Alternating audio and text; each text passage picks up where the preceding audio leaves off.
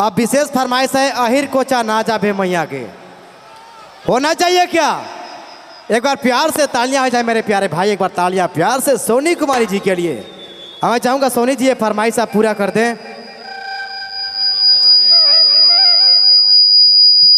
और इनके बाद तैयार रहा एक दो गाना का फरमाइश है श्रीमती सुहाना देवी जी। साड़ियों खुले खाली हाथ के धैर के एक धार मौके खिलाए दे पकड़ानी चाहिए। वीडियो बनाई टेक कर।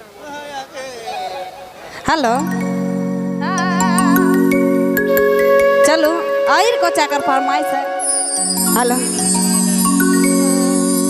ए अरे हेलो या हेर को चाकर मैया गे या हेर छोड़ा बड़ी दिख दिख करेला सोहराई तो बीतेला लेकिन फरमाइश हेलो